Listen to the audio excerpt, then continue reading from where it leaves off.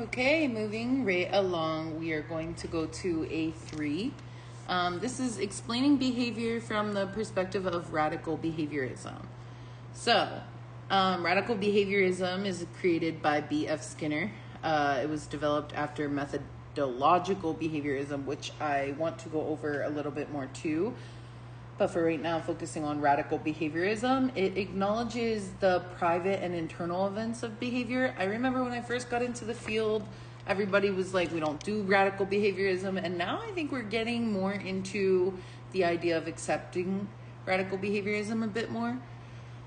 These private internal events share the same characteristics as public events, so they can be considered behavior. Private events include emotions, thoughts, feelings. They're still behaviors. And then those public events are like the behaviors that are observable and measurable then. We do not use private events in ABA because we cannot observe and measure them. However, I think, not that I really want to focus on this, but I know like my company, for example, we do take into consideration private events. And I think it's important that we move towards a more open-minded way of seeing these events. I guess I understand from scientific point of view of we need to be able to observe and measure things to be able to take data on them. So just something to keep in mind, something that excites me, I guess, more than the actual study aspect. Mentalisms include hypothetical constructs such as like explanatory fictions and circular reasoning. These ones always trip me up. I always forget which ones are which when I'm going through them. So I like to have examples for each of them.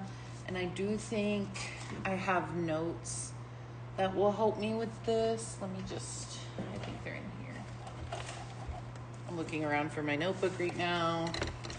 I have SNABA notes. Again, I keep referring to some of my SNABA notes. I feel SNABA does a really good job at explaining A. And those are the ones I have remembered the most. It's kind of like an ice cream cone or with 3 scoops on it or something for SNABA. If you are familiar with Study Notes ABA and you like take notes from them, I do reference them sometimes in these videos just as like my way of remembering them. So yeah, mentalism, like I said, is that approach to explain behavior that assumes that a mental or inner dimension exists that is said to cause the behavior. So for hypothetical constructs, it's going to be the theoretical terms like free will, ego, superego, memory, describes behavior in reference to these constructs then. I do kind of want a example for hypothetical. It's just unobserved process that is said to be present. Let me check my Pass the Big ABA exam book and see if there's any examples that I could go off of in here for hypothetical.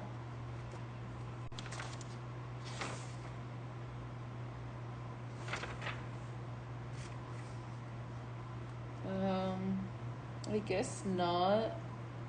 I'm actually kind of surprised that it's not in there though. This actually has a lot more under A3 than like my study guide does. So this goes into what behaviorism is, the 4 branches of applied behavior analysis, which is actually A4. So A3 in Pass the Big ABA exam is just radical behaviorism. You need to know understanding all human behavior as both public and private events. Yes. Responses to private events can be private or public. Example, a sad memory is a private event that evokes crying in which a public event is happening because you can record crying. Okay. Yeah, I'm really surprised. Pass the Big ABA exam book doesn't actually go into these.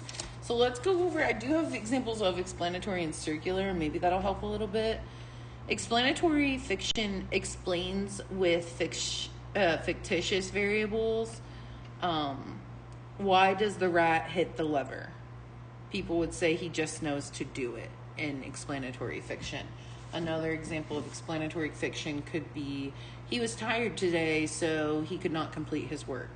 Okay, it's that fictional variable that's used to explain why he's doing what he's doing. Or I guess in that example, the lack of what he did. Circular reasoning is faulty logic. The effect is the cause and the cause is the effect. So he misbehaves because of his autism. He has autism because he misbehaves. He has autism, so he stims. He stims because he has autism. So it's that cause and effect. It can go in a circular. That one's easy actually to remember. I think it's explanatory and hypothetical that can sometimes get mixed up.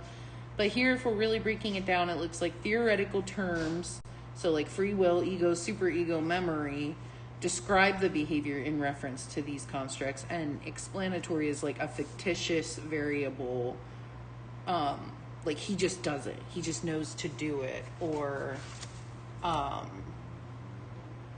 he was tired today, which could be true, but that's why he didn't work. You know what I'm saying? Like, that's not a real reason as to why he's not working, so that's fictitious in that scenario.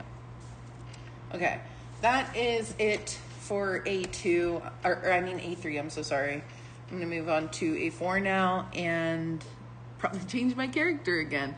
If you are watching this video and you have anything else about explanatory fiction or hypothetical construct, I'd be really interested in reading it. I don't think this is a super important part of the test list, but I always just get a little, like, I guess it's curiosity and also maybe anxiety when I'm going to take this test that I just need to know it all.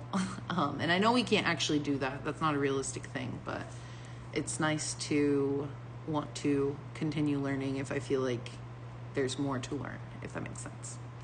Right. See you for A4.